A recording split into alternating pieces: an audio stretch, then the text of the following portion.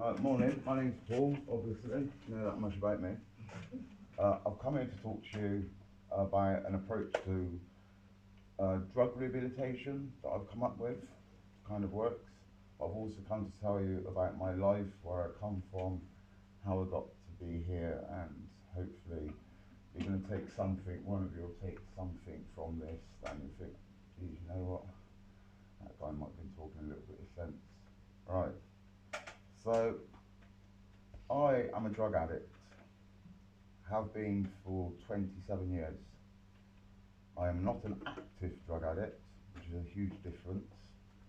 I am someone who decided to put my using to the side. However, when I first got into this situation, into this scenario that was addiction and active using, call it whatever you will,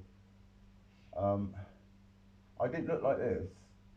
You wouldn't even have seen me, you wouldn't even notice me in the street, because I was the guy in the blanket, at the cash point, in the bear pit in the tunnels. I was that guy, you know, begging you for money, asking you for change, can you help me? And it was all only for one thing, you know, to fund my drug addiction. You could have given me £100 when I was sat there thinking, go on, go get yourself a nice room for the night. It doesn't happen. Every penny we give to people on the streets who are in my situation will only go on funding their habit. One little tip I've got for you straight away. If you see guys in town, you see guys, women, ex-army, all of that, you see them and they're begging, do yourself a favour and do them a favour. If you want to help them, go to a shop, buy them something to eat, buy them some socks, some gloves, because everything else, I promise you, you're wasting your money putting it in. Someone's going to put it in a needle, someone's going to smoke it in a pipe, whatever it is, that's what happens. How did I get to be that guy from, I was just, you know, I grew up in Brangwyn Grove, top, you know, just off the square, and everything was set out for me to be alright, but unfortunately, I had really shit parents. They weren't addicts or anything, they never used to smoke, nothing like that, they were just bad people. Bad people with, you know, they shouldn't have really been bringing kids into the world. And I was like physically abused quite a lot, beat up, all that stuff. Yeah, it is what it is. It's been and it's gone. But because of that, I couldn't stay at home. I used to run away from home all the time. I ended up going to a residential school for children with behavioural difficulties, naughty boys school. That was what I had to do. And in there, 60 kids, all crazy, all ready to raise hell, all ready to go crazy, all ready to do anything. So it was just, for me, a residential school was the first start on my journey to becoming used to institutions and prisons, because it's exactly the same. You know, you have the staff there, you have people to keep an eye on you, but they're not really, you know, they're not directing you like you lot are all being directed today. You come in, you lot are getting proper direction in life. Back in the day, that wasn't really happening. So I went to school, it all started going crazy. I started dabbling, a little bit of speed maybe on the weekend, do a little bit of puff, not a big thing, it's not a big thing. Everyone put in, buy a few pills. It's not a drama, man, that's just weekend drugs, that's just party drugs. It's not an issue. But then party drugs weren't enough for me, and I went from party drugs to serious class A drug addiction. You know, like I said, I was living on the street. I can tell you, this is a God's honest story. This happened to me. Tollgate car park, I don't even know if it's still here anymore. I haven't been to Bristol town like 20 years. But there's a car park in town. I was homeless Christmas Eve. I had some candles. I lit some candles around me in a stairwell. I woke up, my blanket was on fire. I had no one else. If I didn't wake up, you know, I wouldn't be here now. But that's the madness of addiction. That's what using any form of drug right now in your early life. This is why I come here. I come here to speak to you. I'm not really interested in people my age who've been there and done it. I can't help them. I'm all about prevention, stopping you from doing stupid things. You know, it's easy. You have a go at your mum and your dad and all that. That's all calm. And then you get kicked out and you think, all right, I've got my mates to rely on me, mum. My mates are going to look after me. Nah, doesn't work. So like I said, I went from, you know, school to the streets. So I was homeless. What was I going to do? What am I going to do? Am I going to stay on the streets? No, because I had a drug habit. Big man like me, I'm 6'4", 20 stone. It's easy, isn't it? I could just go up to anyone I wanted and just intimidate and take. And that's what I did. Some of my behaviours were disgusting, vile, nasty behaviours, but that's what happens when you start using drugs. That's what happens because all of the things that you've been taught, all of the way to respect people, to have empathy, that all goes flying out the window because all you're interested in is where that next fix is coming from. I went out and did some robberies when I was 17. After being put in a bail hostel for lesser crimes, I ended up going mixing with more criminals, and then it got real serious. I got a 3-year prison sentence. 21 months, I ain't bad. I was out 6 months, got 5 years, 3 months, out a couple of months, then I got 10.5 years. Now we're talking real time. 10.5 years. What's that half? No, it's not half, man. I did 8 years out of that. 8 years sat in a cell, watching the TV, with a blanket, like that, going mind-numbingly crazy because you've got nothing else to do. You're locked in a cell 23 hours a day. Now, a lot of people don't believe that when people say, oh, they're locked up 23 hours a day. Most establishments are. Like the one that you got up here at Paulfield, that is pure lockdown. You are in your cell all day, thinking over and over and over the stupid little things that you did that caused you to be in this situation. And it is so easy for that to happen. I cannot get it across enough. It's so easy for you to be coming here doing all what you're doing. You get one person in your little group. That's all it takes, man. And before you know it, it's COVID, isn't it? One person gets it, and everyone seems to get it, and that's kind of what addiction's like. You let one person in, and you try to help that person because he's your brethren, isn't it? He's your friend. She's your spar. You try to help this person, but unfortunately, a lot of the time, an addict will drag you down. They'll manipulate you. Manipulation is a word, but it's not. It's not enough. I could charm anything out of anyone when I was full on in active addiction. But thankfully, and I don't use God. I'm not one of them guys who you get healthy and you get find recovery and all of a sudden you're praising God. I don't believe in that method, and I will get to that in a minute. But I don't believe in that method of recovery. Now, I've done 8 years in prison, right? I have a 10.5 year sentence. Got to be fixed, man. Who isn't fixed after fucking 8 years? Excuse my language. After 8 years, who's not fixed? An idiot isn't fixed. That's who. I was like 18 months. 18 months, man. And then I got another one, and this one was it was a big sentence. 9.5 years. It seems smaller than my last one, but the sentence structure is different, so I ended up serving a lot of time in a cell on my own. What do I do? Because I'd had enough at that point. What do I do? The only thing I could do myself is improve myself. I sat in there, I did OU degree, I did every single course possible, any bit of funding I could find to do a course to better myself, and that's what I did.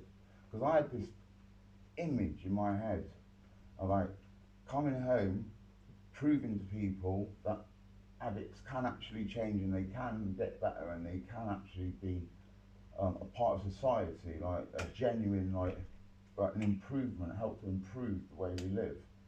Because so many of us, I am like it myself sometimes. We walk through and we have opinions of people that it's just in us. We walk down the street, you see a man sat there like, and you just have this automatic opinion that guy's a waste man. Now let me tell you something. I don't know one addict who ever chose to become a drug addict. I don't know one. Yeah, we use, but back then we weren't thinking, well, if we just keep, we're using, we're going to have a problem. It's just like, like I said, that's why it's so important for you lot, because I know what Saturdays are like in Bristol. I know what Friday nights are like around here. You get bored and people, then you start making stupid decisions. the cider thing, man. No one can tell me about the cider thing, man. I know, like, people start drinking, and that drink leads so quickly onto other things. And if you don't put a stop on it, you're going to end up spending 22 years in prison. 22. Anyone think that's right? I never killed anyone. I never did anything more than demand money. However, the way I did it and the effect it has on society, I had to be taken off the streets, and it was one of the best things that ever happened to me, because I'm getting to do this, not with just you lot. In Swindon, I get to do the same thing now. Do you know what I mean? This is a growing thing, and this is all about becoming non-active. Now, what is a non-active addict? Anyone got a clue? Anyone? No. Me neither for a long time. A non-active addict is someone who identifies that they have an issue. Now, I'm not just talking about drugs, alcohol, sex, gambling, cars, supporting a football team that just breaks your heart every season. We all got addictions, and there is so many, but they can easily be stopped, and they can easily be sorted, and they can easily be cured as long as you do a few simple things. If you realise that you're doing too much of something, if you come across, you have this, it's a realisation, man. You could be smoking pot every day, and all of a sudden you wake up and you ain't got that pot in the morning, all the weed. So I was born in the 70s, so I used to use the word pot. But if you don't stop it, like I said, it could get out of hand. So what you have to do is this: identify your issues. Me, I can't smoke crack cocaine. I can't smoke heroin. If I did that, it'd be game over for me, right? But I know that. But I also know, if I go out with my missus on Friday night, I can have a glass of wine or a pint of beer, And there's a lot of recovery people who wouldn't agree with that terminology. But I'm of the opinion of, when you go on a diet, you don't stop eating all your food. You take away the foods that are the naughty ones, you take away the high fats, the sugars, all that. That's what I've done. I've taken away all the bad stuff in my life. Not just the drugs. It is not just the drugs. It's the negative thinking. It's allowing people to impact on the way I feel. Do you know when people say, "Oh, you're making me angry"?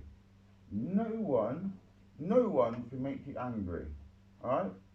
"Oh, you're doing my..." No. If someone's doing your head, then you walk away. And that's what I've had to do. I've had to walk away from huge amounts of friends, genuine friends, who thought they were helping me, but what they were actually doing is just funding my habit for me. That's what happened.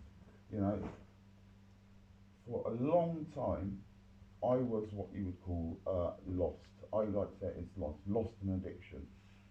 But when you see other addicts, what I want you to understand is they can get better. A lot of people in recovery use the hashtag #WeDoRecover, because it's plain and simple.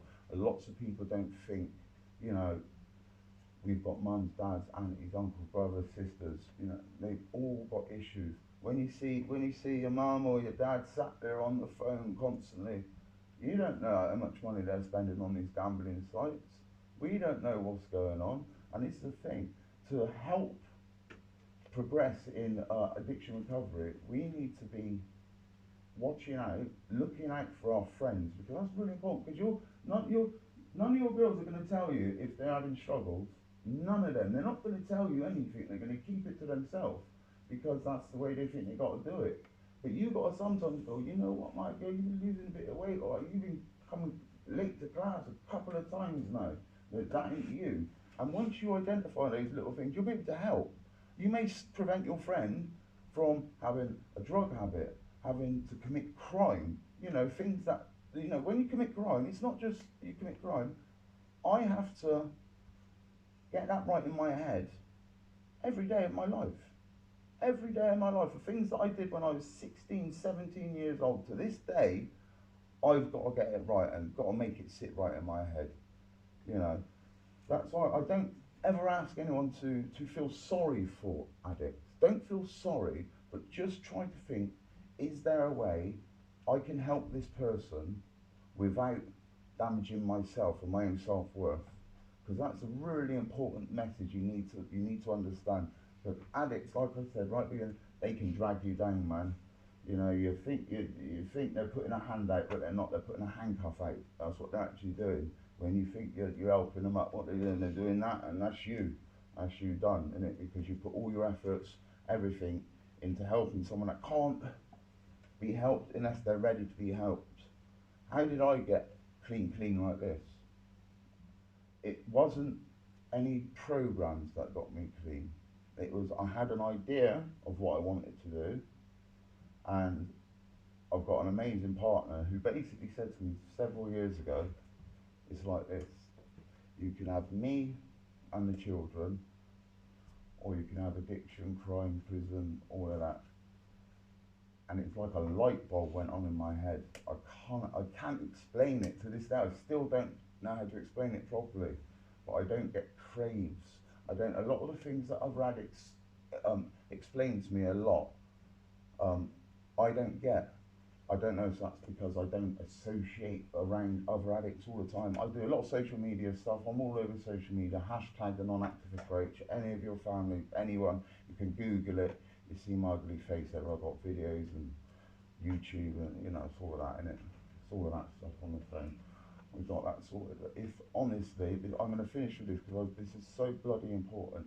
If you know anyone, and I don't give a damn if I'm cool or big or safe or sick, whatever, I don't care. If you know anyone who's struggling, trust me, you need to help them. Because if you don't help them and you let them carry on, a lifetime of sitting in a cell, man, 23 hours a day watching fucking Home Under the Hammer, and just it's not normal behaviour. You rot away because you don't do anything. You stagnate, and you don't grow up either. That's another thing in there. You stay the stupid idiots, and it takes a lot to get out of that. And I'd hate to see. Look at you're going places in life, isn't it? And then you only planning just to sit here and do nothing. You want to go places in life, and to go places in life, you've got to be part of a community, man. You've got to look after people who can't look after themselves. Mental health and addiction go like that, like that. I've got, personally me, I am diagnosed with borderline personality disorder, social anxiety disorder, and PTSD, right? But I come out here and do this every day because if I don't do it and someone falls through the net, me, myself, I'm not happy with that.